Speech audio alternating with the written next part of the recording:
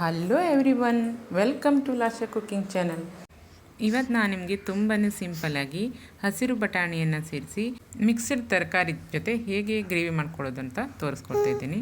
First ನಾನಿಲ್ಲಿ 1/2 cup ಅಷ್ಟು ತೆಂಗಿನ ತುರಿ, ಹಾಗೆ 5 ಬೆಳ್ಳುಳ್ಳಿ ಹೆಸಳು, ಅರ್ಧ ಇಂಚು ಶುಂಠಿ, ಹಾಗೆ 4 ಹಸಿಮೆಣಸನ್ನು ಒಂದು ಮಿಕ್ಸಿ ಜಾರಿಗೆ ಸೇರಿಸ್ಕೊಳ್ತಾ ಅದ್ರ ಜೊತೆಗೆ ಕೊತ್ತಂಬರಿ ಸೊಪ್ಪನ್ನು ಕೂಡ ಸೇರಿಸ್ಕೊಳ್ತಾ ಸ್ವಲ್ಪ ನೀರನ್ನು ಸೇರಿಸಿ ರುಬ್ಕೊಂಡು ಬಂದಿದ್ದೀನಿ.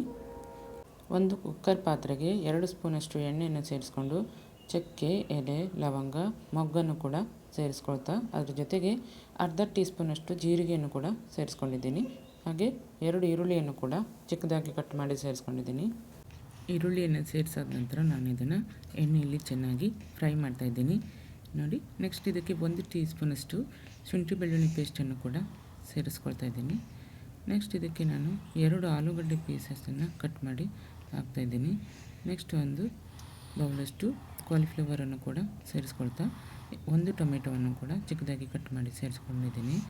1/2 ಟೀ ಸ್ಪೂನು ಅಚ್ಚ ಖಾರದ ಪುಡಿ, ಹಾಗೆ 1/2 ಟೀ ಸ್ಪೂನ್ ಧನಿಯಾ ಪೌಡರ್ ಮತ್ತು 1/2 ಟೀ ಸ್ಪೂನಷ್ಟು ಅರಿಶಿನ, ಹಾಗೆ ರುಚಿಗೆ ತಕ್ಕಷ್ಟು ಉಪ್ಪನ್ನು ಕೂಡ ಸೇರಿಸ್ಕೊಂಡಿದ್ದೀನಿ.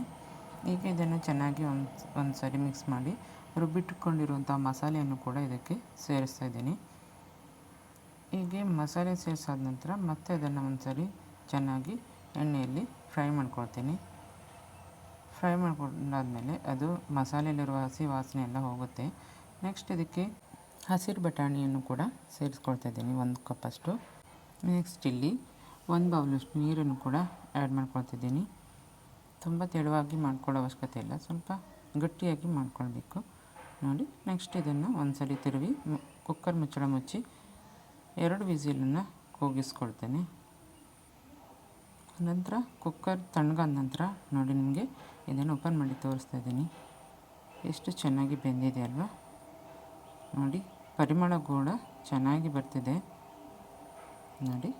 ಈಗ ಸೂಪರ್ ಆದಂತಹ ಹಸಿರು ಬಟಾಣಿಯ ಗಸಿ ರೆಡಿಯಾಗಿದೆ. ಇದು ರೊಟ್ಟಿ, ಅನ್ನ, ಚಪಾತಿ ಎಲ್ಲದಕ್ಕೂ ಕೂಡ ಸೂಪರ್ ಆಗಿರುತ್ತೆ. ನೀವು ಕೂಡ ಒಮ್ಮೆ ಟ್ರೈ ಮಾಡಿ. ಹಾಗೆ ನಮ್ಮ ಚಾನಲನ್ನು ಸಬ್ಸ್ಕ್ರೈಬ್ ಮಾಡ್ಕೊಳ್ಳಿ, ಶೇರ್ ಮಾಡ್ಕೊಳ್ಳಿ.